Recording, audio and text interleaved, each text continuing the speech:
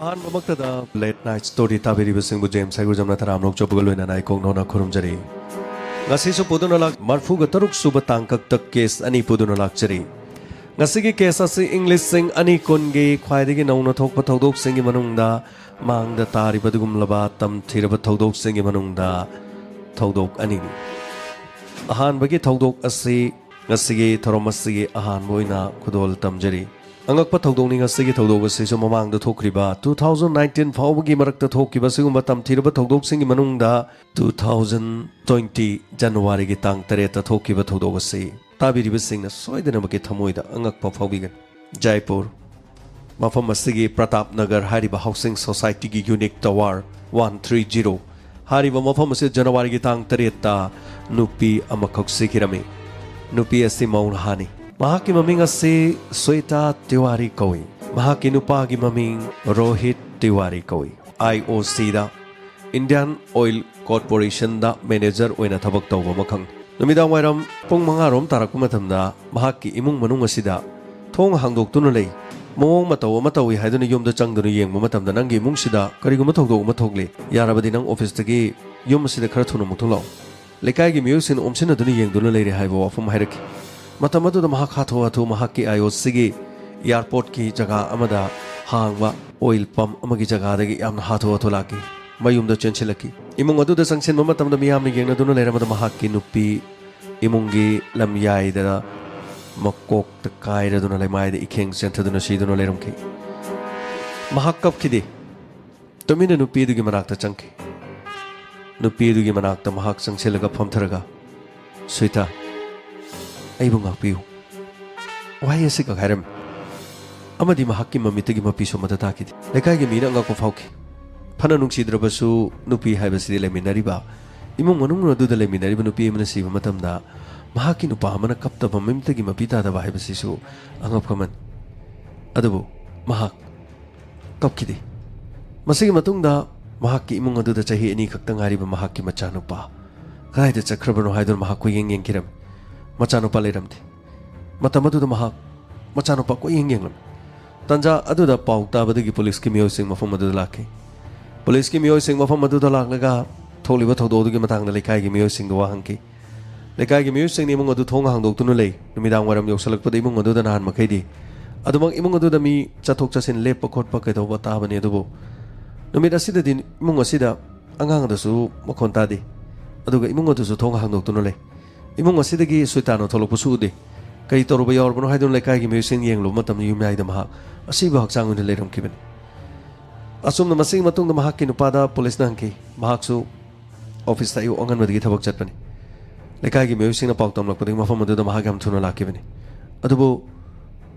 thodo wasi mahak karim ta khongodi lekai gi miyoi sing na harakpadi gi mahak mafam adu da lakibani haiba wafam sinadana mahak ki maiki digi su atopa wafam amata leiramdi police na crime scene yang silami masigi matung da police ta Rohit Tiwari na harak kibu matungina mahaki chahi ani kaktang ariba machabu amuk to kanbiu macha kadai da leiramgani amuk to kanbiu haiba wafam se haikiram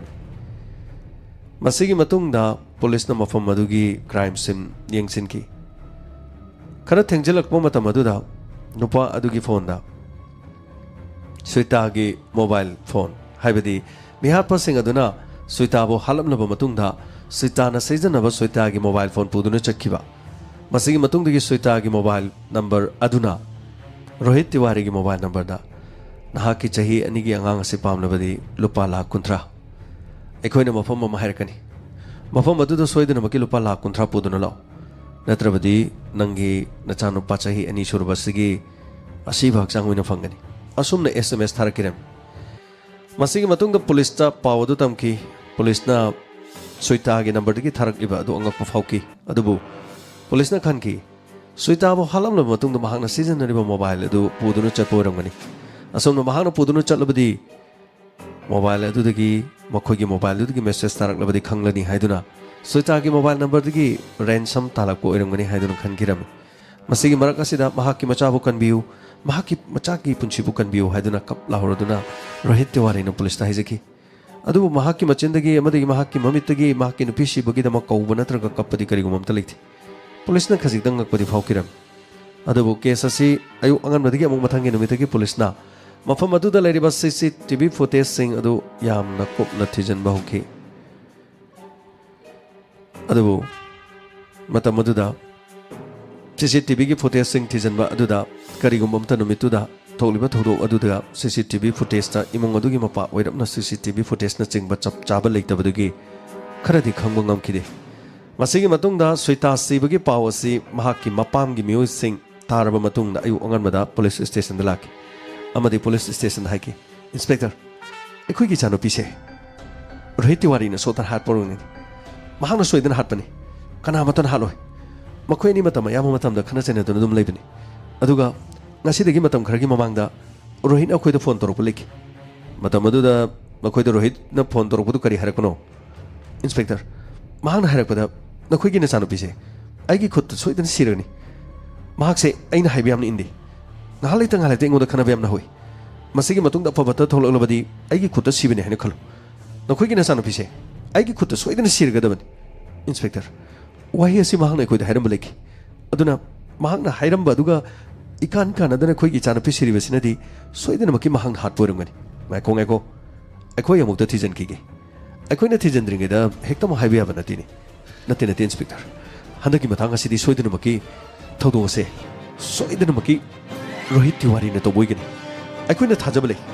मतम कयागी ममांगदगी अखोइगी चाना पिसुबु महानो ओनैदुनो लाखिबनी महाकु भाबियु असुमना नुपी मयुंगी माइकैदगी हाइरखिरमी मखोइ अनिगी मरी कया फत्ते हाइबसि मपामना हाइरखिबो वाफम अदु खक्तनतना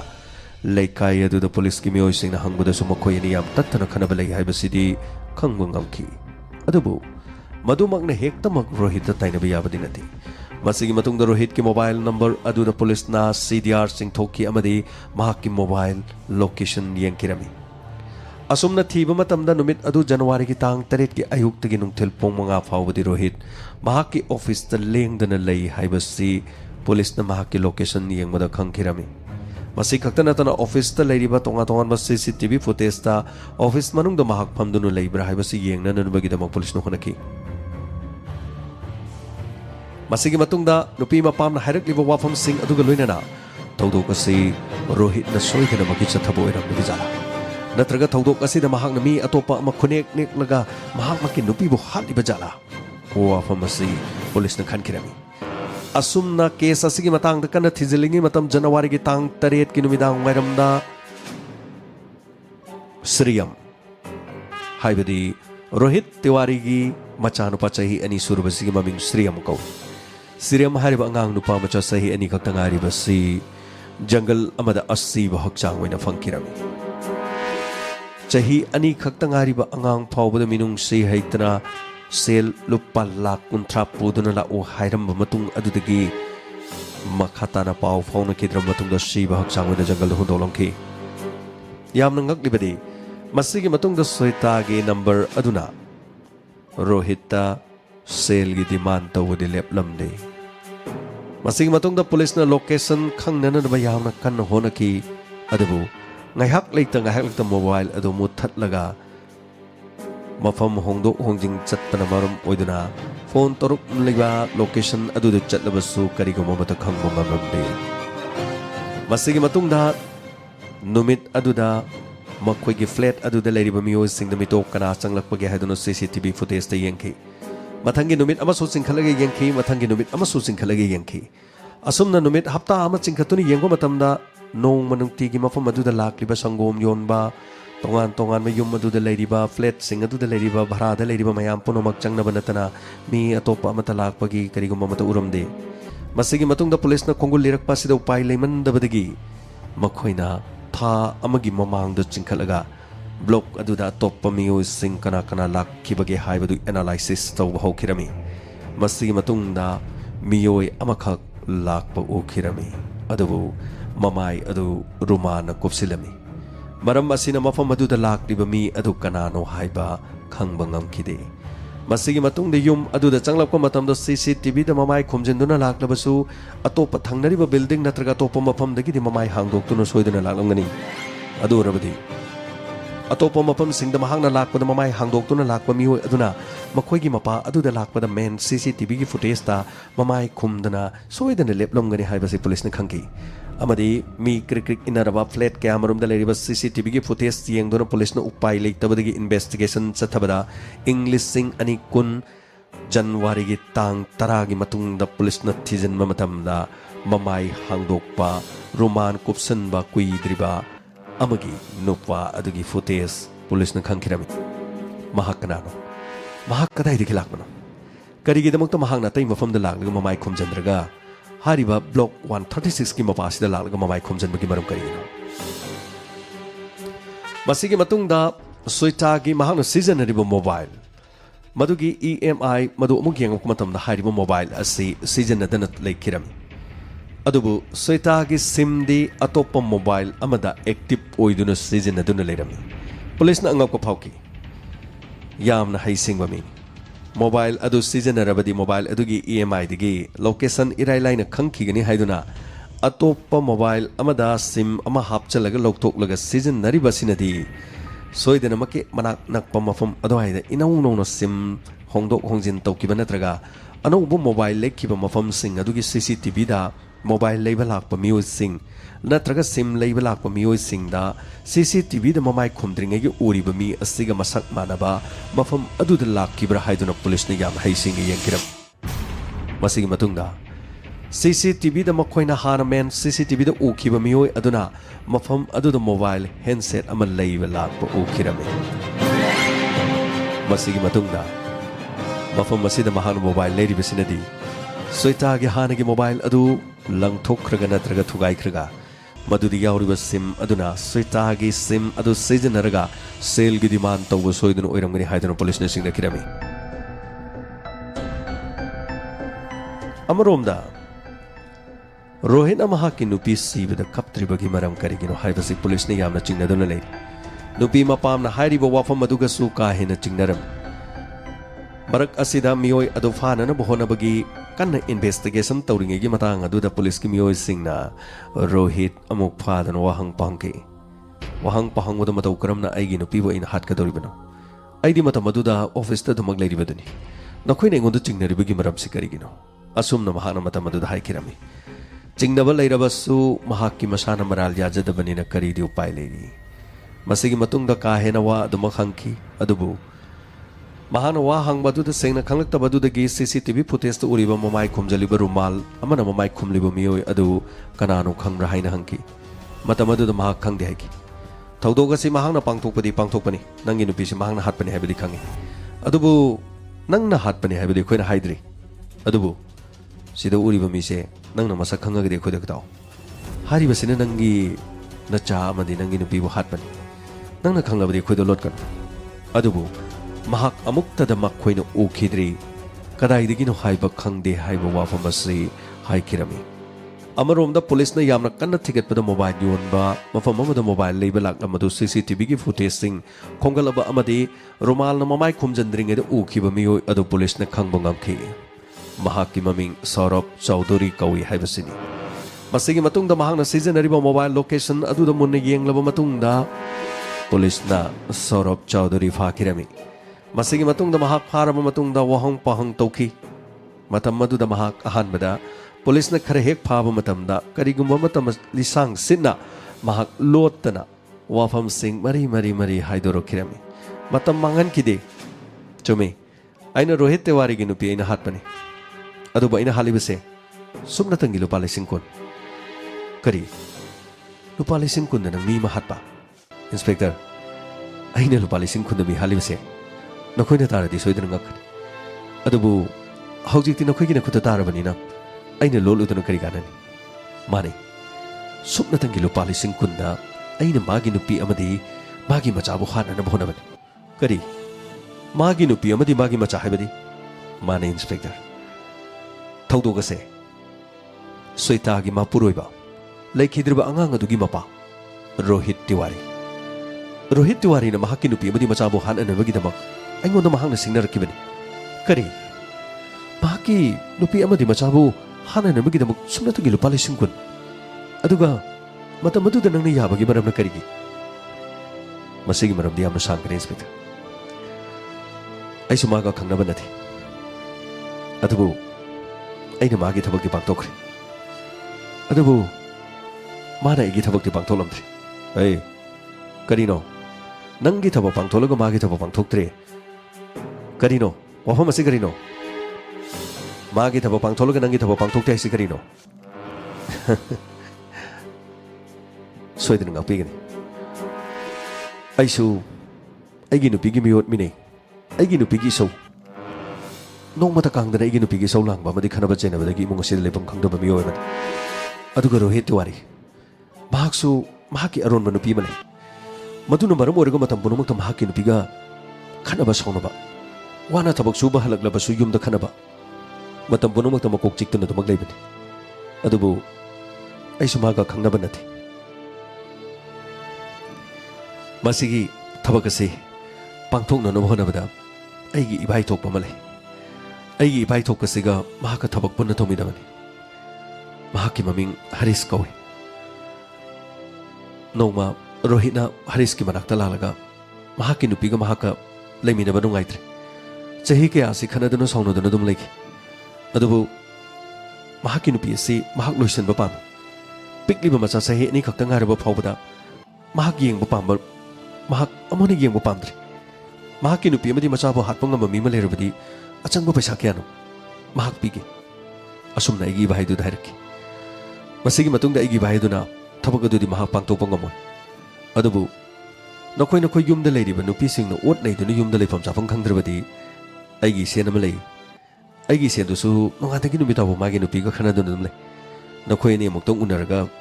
ꯅꯈꯣꯏ ꯑꯅꯤ ꯋꯥꯔꯤ ꯁꯥꯟꯅꯔꯣ ꯑꯁꯨꯝꯅ ꯍꯔꯤꯁꯅ ꯍꯥꯏꯕꯗꯒꯤ ꯑꯩꯒꯤ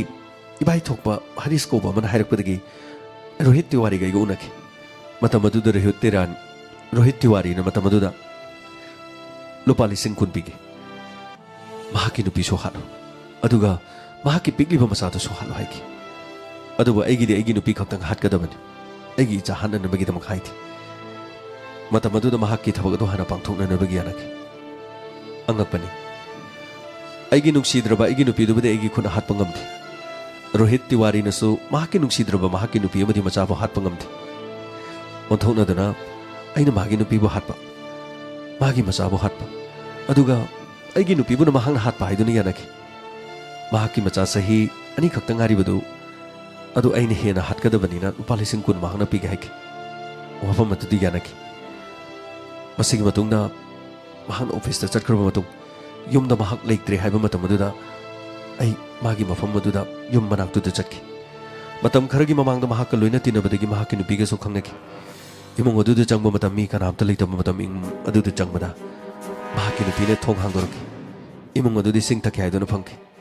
ꯃꯍꯥꯛꯀꯤ ꯅꯨꯄꯤꯅ ꯏꯃꯨꯡ ꯑꯗꯨꯗ ꯆꯪꯂꯒ ꯏꯁꯤꯡ ꯀꯟꯕ ꯆꯪꯈ꯭ꯔꯤꯉꯩ ꯃꯇꯝꯗ ꯆꯥꯛꯈꯨꯝ ꯑꯗꯨꯗ ꯂꯩꯕ ꯃꯔꯨ ꯃꯔꯥꯡ ꯁꯨꯅꯅꯕ ꯌꯣꯠꯀꯤ ꯃꯆꯩ ꯑꯗꯨꯅ ꯃꯍꯥꯛꯀꯤ ꯅꯨꯄꯤ ꯑꯗꯨꯒꯤ ꯂꯨꯈꯝꯗ ꯑꯩꯅ ꯌꯩꯈꯤ ꯑꯃꯗꯤ ꯃꯍꯥꯛ ꯂꯩꯃꯥꯏꯗ ꯇꯨꯈꯤ ꯃꯁꯤꯒꯤ ꯃꯇꯨꯡꯗꯒꯤ ꯃꯍꯥꯛꯀꯤ ꯄꯤꯛꯂꯤꯕ ꯃꯆꯥ ꯑꯃꯗꯤ ꯃꯍꯥꯛꯀꯤ ꯃꯣꯕꯥꯏꯜ ꯑꯩꯅ ꯄꯨꯗꯨꯅ ꯂꯥꯛꯈꯤ ꯀꯅꯥꯃꯠꯇ ꯈꯪꯍꯧꯗꯦ ꯃꯥꯏ ꯀꯨꯞꯁꯤꯟꯗꯨꯅ ꯄꯨꯗꯨꯅ ꯂꯥꯛꯈꯤ ꯃꯁꯤꯒꯤ ꯃꯇꯨꯡꯗꯒꯤ ꯁꯣꯏꯇꯥꯒꯤ ꯃꯍꯥꯛꯀꯤ ꯃꯣꯕꯥꯏꯜ ꯅꯝꯕꯔ ꯑꯗꯨꯗꯒꯤ ꯃꯍꯥꯛꯀꯤ ꯏꯃꯨꯡꯗ ꯁꯦꯜꯒꯤ ꯗꯤꯃꯥꯟ ꯇꯧꯈꯤ ꯑꯁꯨꯝꯅ ꯁꯦꯜꯒꯤ ꯗꯤꯃꯥꯟ ꯇꯧꯕ ꯑꯗꯨꯗ ꯆꯤꯡꯅꯗꯅꯅꯕ ꯑꯇꯣꯞꯄ ꯃꯤ ꯑꯃꯅ ꯔꯦꯟꯁꯝꯒꯤꯗꯃꯛꯇ ꯏꯃꯨꯡ ꯑꯗꯨꯗ ꯊꯧꯗꯣꯛ ꯑꯗꯨ ꯊꯣꯛ ꯃꯥꯟꯅꯅꯕꯒꯤꯗꯃꯛ ꯍꯣꯠꯅꯈꯤ ꯑꯗꯨꯕꯨ ꯁꯣꯏꯇꯥꯒꯤ ꯃꯣꯕꯥꯏꯜ ꯑꯗꯨ ꯑꯩꯅ ꯌꯨꯝꯗꯒꯤ ꯄꯨꯔꯛꯄꯒ ꯑꯩꯅ ꯑꯁꯨꯃꯛ ꯅꯝꯗꯨꯅ ꯂꯩꯕꯗꯨꯅ ꯍꯥꯡꯗꯨꯅ ꯂꯩꯈꯤ ꯑꯗꯨꯕꯨ ꯃꯇꯝ ꯈꯔ ꯂꯩꯔꯒꯗꯤ ꯃꯍꯥꯛꯀꯤ ꯐꯣꯟ ꯑꯗꯨ ꯀꯤꯄꯦꯗ ꯂꯩꯍꯧꯔꯝꯕꯗꯒꯤ ꯀꯤ ꯂꯣꯛ ꯇꯧꯈꯤꯔꯝꯃꯤ ꯐꯣꯟ ꯑꯗꯨꯗ ꯃꯍꯥꯛꯅ ꯀꯤ ꯂꯣꯛ ꯇꯧꯔꯝꯕꯗꯒꯤ ꯃꯊꯟꯇ ꯐꯣꯟ ꯑꯗꯨ ꯀꯤ ꯂꯣꯛ ꯇꯧꯈꯤꯔꯝꯃꯤ ꯃꯁꯤꯒꯤ ꯃꯇꯨꯡꯗꯒꯤ ꯐꯣꯟ ꯑꯗꯨ ꯑꯩꯅ ꯑꯃꯨꯛ ꯍꯥꯡꯕ ꯉꯝꯈꯤꯗꯦ ꯃꯦꯁꯦꯖꯇ ꯃꯆꯥꯅꯨꯄꯥꯒꯤ ꯔꯦꯟꯁꯝꯒꯤ ꯃꯤ ꯑꯇꯣꯞꯄ ꯃꯥꯟꯅꯅꯕꯒꯤꯗꯃꯛ ꯃꯦꯁꯦꯖ ꯊꯥꯕ ꯑꯗꯨ ꯌꯥꯈꯤꯗꯦ ꯃꯁꯤꯒꯤ ꯃꯇꯨꯡꯗꯒꯤ ꯃꯊꯪꯒꯤ ꯑꯌꯨꯛ ꯑꯉꯟꯕꯗ ꯆꯠꯂꯒ ꯑꯩꯅ ꯁ꯭ꯇꯣꯔ ꯑꯃꯗꯒꯤ ꯃꯣꯕꯥꯏꯜ ꯑꯃ ꯂꯩꯈꯤ ꯂꯣꯏꯅꯅ ꯃꯣꯕꯥꯏꯜ ꯑꯗꯨꯗ ꯁꯣꯏꯇꯥꯒꯤ ꯁꯤꯝ ꯑꯗꯨ ꯍꯥꯞꯂꯒ ꯏꯅꯧ ꯅꯧꯅ ꯃꯆꯥ ꯑꯗꯨꯒꯤ ꯔꯦꯟꯁꯝꯒꯤꯗꯃꯛ ꯄꯩꯁꯥ ꯀꯌꯥ ꯇꯥꯟꯈꯤ ꯑꯗꯨꯕꯨ ꯄ꯭ꯂꯥꯟ ꯑꯗꯨꯒꯤ ꯃꯅꯨꯡꯗ ꯃꯆꯥ ꯑꯗꯨ ꯍꯥꯠꯄ ꯍꯥꯏꯕ ꯋꯥꯐꯝ ꯑꯗꯨ ꯌꯥꯎꯕ ꯃꯔꯝꯅ ꯃꯆꯥ ꯑꯗꯨ ꯖꯪꯒꯜ ꯑꯃꯒꯤ ꯃꯅꯨꯡꯗ ꯄꯨꯗꯨꯅ ꯀꯅꯥꯃꯠꯇ ꯈꯪꯗ꯭ꯔꯤꯉꯩꯗ ꯃꯆꯥ ꯑꯗꯨ ꯑꯩꯅ ꯍꯥꯠꯇꯣꯛꯈꯤ ꯑꯃꯗꯤ ꯊꯧꯗꯣꯛ ꯑꯁꯤꯗ ꯃꯤ ꯑꯇꯣꯞꯄ ꯑꯃꯅ ꯄꯥꯡꯊꯣꯛꯄ ꯃꯥꯟꯅꯅꯕꯒꯤꯗꯃꯛ ꯍꯟꯅ ꯍꯥꯏꯔꯤꯕ ꯃꯣꯕꯥꯏꯜ ꯑꯗꯨꯗꯒꯤ ꯁꯣꯏꯇꯥꯒꯤ ꯁꯤꯝ ꯑꯗꯨꯅ ꯂꯦꯞꯄ ꯂꯩꯇꯅ ꯁꯦꯜꯒꯤ ꯗꯤꯃꯥꯟ ꯑꯗꯨꯃꯛ ꯇꯧꯈꯤ ꯑꯗꯨꯕꯨ inspector mahaki tabak te ina pangtok mahaki tabak asina pangtok laba matungda mahaki urur leiduna kesa sige damak chenduna lekre adabu aigi nupi di mahakna halamdre aigi maisadi mahana kolahamdre mahaki maisadi aina ko halam ai onthoknaraga nupi onjennaraga hatpa magi nupi halaga karam kanda da sako kodoribno adugi da sako kodab leiti mana da sako ina khalabasu case asida mahak yawbanina nakoi ani punna jail da lemina batabani asumna police na Rohit Tiwari amadi Saurabh police ki makhutta taduna lei asumna haukiba numit kharani sida thokpa khwaidagi nouba thodok amani January gi ngasi tang 15 tholiba thodok asina January gi tang 3 amadi numit humni marini fawbugi manungda Jaipur gi police na case asida chenaba makoi ani fakhirami makoi gi mathakta soidenamaki akanba charge se thankalaba matungda matik chaba cherakti soidenamaki piraklagani masina ngasigi ahanba late night story gi ahanba case ni ani suba case asi hojik rajniti gi tongan ba BJP amade Congress ki mamai animak na hunna dunu leiriba amana ngangba wada amana hunnariba khwaidagi chawruba center da thokliba case amakhan January gi tang 12 de khwaidagi ngakpa thodok ama oina Jammu Kashmir gi DSP oiba Devendra yamna ngakpa mawongda police na mahak lambi da check tawba matamna mahak ki gari da Hizbul Mujahidin gi yamna tamthiraba mihatpa adugumba lal holop terrorist ki miyoi anifa ki makoi ani gi mathakta lupa lakh kun gi adugumlaba reward leiriba Hizbul Mujahidin gi adugumba kangloba sigin adubu DSP amana gari thoraga DSP adugi gari maning da Hizbul Mujahidin gi terrorist ani famdunu leirame haibo wafam asidani leibak miyamna khwaidagi ngakliba wafam ase karigi di ngakloi Pulwama attack thokriba adusu DSP asigi khut yaurungadra haibasin maramdi matam maduda pungsing adukta hairiba CRPF ki convoy laklagani natragana maduda attack tawriba miyoi sing adu thindok thinjin lothanba natraga police na makoi bu karigumba khongthang amata lokhol hodabana sexil hodabana lambi aduda gari aduda marang kaina RDX ki bomb puduna laklaga CRPF ki gari da thingjinduna masing laknamdraba CRPF ki personnel kya uful olan ki baduda DSP Devendra ki khut yaurungadra haibasini case asidi NIA da sinakre yamna kupna thijali asengba kharadi soidena makki khanglaklagani masi khakta sunatana mamangda farsi tawduna hatkiba Afzal Guru gasu Devendra gasu mari leinaramgadra haibasini DSP Devendra hana inspector oiramba miyo amani mahakki mathau na leiraba tongan ba operation kaya lalhauba singi mathakta chathaki badugumba operation kaya da mathau na leina lan thengna kiba amadi terrorist kaya bo fakkiba amadi hatkiba gidamak mahakki promotion asi mathang karakibani asumna mahakki promotion karakibana maram oiraga mahakki khongpham asi nongmagi mathak thongba pham asi karakibana DSP haiba pham asi faubada pairakkiba miyo amani Jammu Kashmir da mahakki fajaraba yum amale yum asi micham amanadi sabangamloi haina balai leibak amagi law and order karam tawribage hairabadi leibak aduda leiriba police officer gi mayum yengu haina balai police officer amagi tolop karisu yabanati adurabadi police officer amana yum mathon pit langna saraga lekhalak labadi soidana make karigumba aran ba khara tawre haibasidi masana sengna takthuk jarabani miyam gi punsi ngangliba ain ngakliba police na hena ka hena nungairaba hena nungai yai faba phamdong bo iraglabadi mahakki tolop adugi mathakta ahenba acha aram gi sel kaya marum phanglabani haibasi leipak miyam na ngangnariba wafam leipak amagi chawkhatpa leipak amagi law and order yenglo hairabadi leipak amagi police officer gi mayum makai lanthum yengo haibadu DSP Devendra gi mayum makai yenglabadi adom soidar ngakani ngasi ki case asida mahak ki mayum makai amadi tongan tongan masing unanabu gi honajabani adubu khudong chadabana yam do honjaba ngamdre adubu Devendra gi maram asida hena khangbining labadi Google de changduni yengbiu DSP Devendra Jammu Kashmir hena ko pamarol soidana khangbigan langla langjin kharatani pijari bangasi late night stories dadi asumna mahak asi nomaijing numit tegina sagol sen numit phawbagi suti laurame karigidamak DSP Devendra na suti lauriba suti lauraba matungda thaudok asi January gi tang 12 hairiba numit asida mahak ki I-10 car da Hizbul Mujahidin gi wanted lauthok laba dugum laba masak maming nairaba lalhauba ani DSP Devendra gi I-10 gi maning da tongkhre haibasi Jammu Kashmir gi aronba police ki khutpu amana khangkhirami masigi matungda hairiba lambi sing asida I-10 ama check taw haiduna order ma tholokirami masigi matungda order astigi matung ina lambi da police ki miyoi sing na petrol chalamadagi lambi that tunu gari sing check taw bahorki asumna check torpa horokpa matamda Devendra masamak na gari thaurga DSP asina mahakna thauriba I-10 adu police ki miyoi sing na lambi da khamki matam adu da mahak DSP ni Devendra ni saktaki leiramliba police sing aduna aikhoi khangjai sar gari dagi motong komthabiro masigi matungda gari adugi maning da tongliba miyoi sing adu Hizbul Mujahidin gi tamthiraba terrorist ani oiromki masigi matungda police na police fakiram matam maduda mahak kariguma mata khumbang ngokidi tophom amata khangide masigi matungda makoi ahum tongan tongan wa mafamda wahang pahang chataki amaromda Jammu Kashmir gi DSP ni mahak ki asengba wafam sing adu haina nanabagi dabak mahak ni yamna kan honaki masigi matungda mahak na hairapagi matungina makhoi ani asi mahak na farakpani makhoi surrender tongna nanabagi dabak mafam adomda puduna lakpani haibu wafam haiki tholiba thaudo se mahak ki mathakta maran sibani mahak ki izzat soknabagi dabaktani mahak pu soknabagi dabakta sinbani terrorist ki Hizbul Mujahidin ge sugumlaba miyoi ani asina surrender tauge haina haijabadagi mahakna faduna gari da puruglaga surrender taungnabagi damak purukpani haibu wafam asini adubu wafam asina kadai phawba chunggadoribano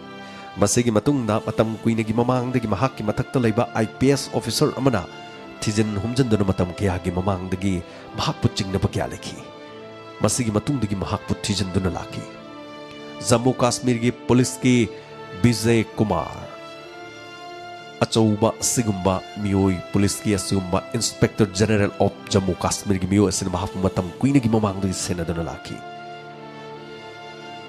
asigum laba mahak ki tamthiraba mong mataw asida khudamgo changdamgo luinan amuktang fagi haiduna senaduna matam kiyagi mamangdagi leire haibasini masigi matungda mahak ki mayumda Inspector General of Jammu Kashmir gi police ki Vijay Kumar na order amathoktu mayumda search warrant piduna thijal halami angak pawafam di DSP oriba siguma nupa Devendra ki mahaki fazaraba yum aduda changma matam angak poiki wang laba mathol wang laba saba kuidriba aduguma yum aduda thijanba matamda AK-47 rifle ani leramki amadi bomb manga leramki matau karamna police officer amagi mayumda AK-47 legedoribana amadi karigidmakta bomb legedoribana asumna mahaki mathakta chingnaduna leiramliba wafam sing asida senior police officer amana thijin homjalampadagi asiguma mahaki marala si chap chaba kaya marubdi puthorokli masigi matungda sumatam kaya gi mamangda chenakhiba farsi tawduna hatkraba Afzal Guru mahak thadok nananabagi honabada mahakki nupidagi lupa lakh kaya lawki haiba wafam phawba mahakki nupigi aronba haibadi Afzal Guru leikidraba farsi tawduna hatkraba nupi asigi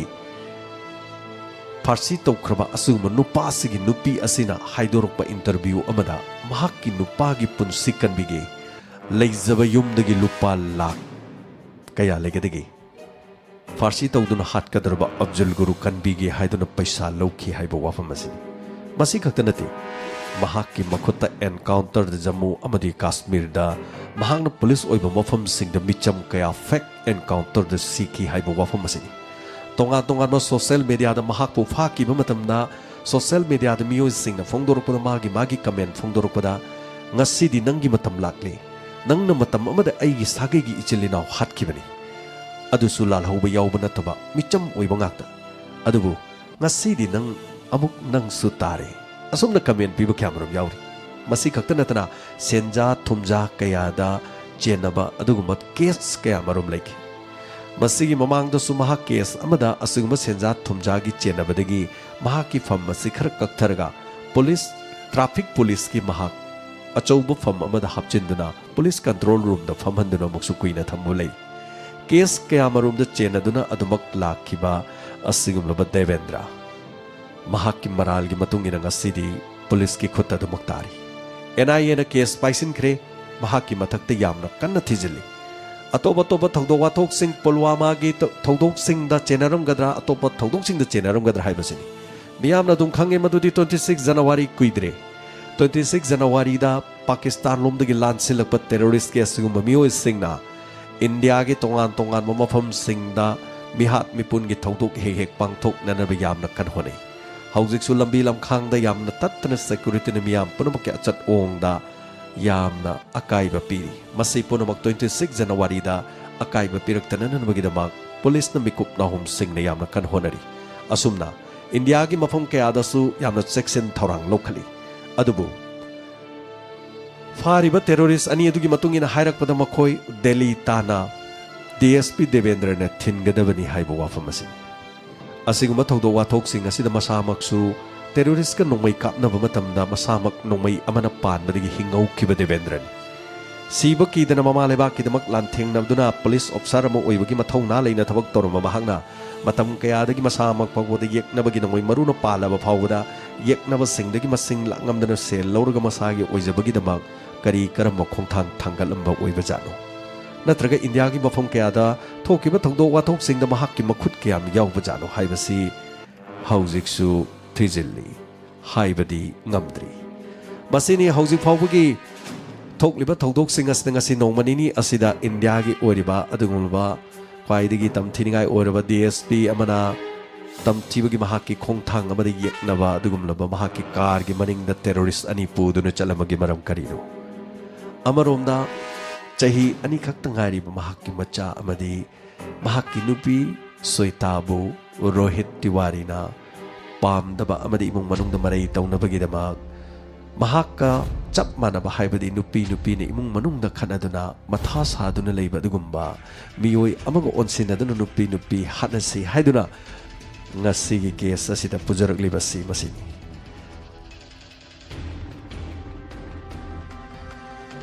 amarom da laibak thiba thodok amada Manipur gi Yaripok bamo laikai gi nupi macha chehi taragani palom suraba class 12 tammi maming panjadre imong manunggal hoinana Pune gi mafam asida leiraga January gi tang 13 Pune gi mafam asida gi port ama leirugani haiduna scooty ama tongduna thokiba madudagi tang 13 dagi amona halakidaba masigi matungda mahakki khongul liduna kadaida chalumge haiduna koi thiba matamda railway station magi manakta mahakna port leiram liba jaga aduda mahakki scooty khamduna leiramki adubu mahak masadi leiramdi masigi matungda koi thirakpa matamda railway station adudagi khajiktang lapna chatlaga tamthina rape tawbiraba matungda hatok laga hondoktuna thamlamki haujik phawba kana matana langla langjin asida mafam aduda leiba police media political karigumba kana matana ngasai phawba karigumba wafam amada phongdoktuna leiri aikoi gelamda mele India asina aikoi gi North East gi miyoi singbu asugi matik discriminate tawi haibasi mamangda thokiba thodok wathok sing Manipur dagi asum chatkiba miyoi singda kaya mahatok piramba amadi phubirakpa cheibirakpa masing langamdana thokre adurabadi lamdam asomda North East ki people leiriba miyam punamak praja aikoina North East ta poglubasi boi khoigi irala North East ta leiriba nupi amagi thawai makoigi ijatti lukmai di yonba ijat sunati makoigi mamaldi kariguma mate yaudabra Nirbhaya ki case ki damakta di lambi lamjau do thoktuna miyam punumuna lambi da thoktuna ngasi phawda chahi taret suruk laba phawda mahakki achumbagi wayel justice piyo haiduna miyamna songthoktuna thoki ngasi iramdam masida kanana asigumlab laik thirabi nupi macha asigidamak iramdam masida su ngaire kanana songthokpiribagi songthoklasi irang haurasi lebak thugairasi lengakpu sairasi haibagi wafam dinati adubu tumin leisalaga atatai oina leribasi nongmadi adomda thokloi haninga lebra natraga discriminate tawbiriba north east ke sigumlaba miyam sing asibu namsinduna machin thawraba bharat ki leriba tongan ba news channel sing asenga sei fawba karigidamakta court tawbidribano aikhoibu karini haina khanbagi jungle da leiba sa nga gom ching da leiba una wana khara charaga leiba mioi sing haiduna khanbra tongan ba leibak sing di india manung da leiba state sing gi mioi na lobung am da mana kya lamdam asidi gi lepak ne haw asida chawki ba chanura sing na aikhoi gi manipur asikhakta gi natana india asikhak natana prithvi gi mafam kya da kanduna leiriba ningol chanura sing amadi piba kya sing asigi sports sana khonaba amadi culture na ngasigi malai masida sak taklagli ba sing asidi makhoi na ngamba sunatana asuk ton thana tu thana leibagi maram asibu adom yabiningra Karigidamakta asuk chawraba media sing asina ngasi Manipur gi nupi macha hama wasumna tamthina hatoktuna rape tawduna thamlabasida karigidamakta wahi amata makhoi gi tv gi makha gi news gi 20 bar aduda wahi ama fawbi idribano adurabadi aikhoi gi chalise sing asibu mainland india na makhoi bu izat manghanna nanbagi damak amadi hatok pina nanbagi damak pulak pamapula adom gi mung manung da thoklabadi kari hoigadagi adom gi wakhalon share tawbiu ngasi gi damakta the late night story matang asida loisinjare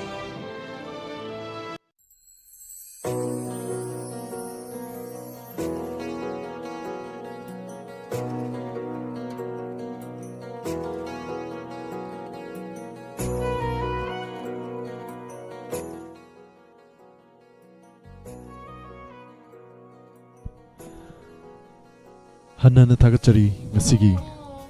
Late Night Story Marfuga Taruk Subatangkak episode asida case ani puduna lakchari basibu tabiriba amadi mijeng tabiriba pumno pu hanana Tagachari Thorum lantoktuna mayam da tahanjari basi megahertz 90.0 Wahong Radio amadi Diamond TV gi thorum paring singni thorum gi makatsa thajarak po oina 90.0 Wahong Radio gi oina Saisak pi amadagi lokachabay say kudol tamjage YouTube amadi Facebook ta live basing na mathangi page ta inspector tagi anova episode lising amaga chambri marfuga mari suba nungsibay mga suba tangkak kidamak sarugyaminasi ngaki oinadi YouTube amadi Facebook tagi laptop churi pumnong po Surjit Kumanchana Kurumjari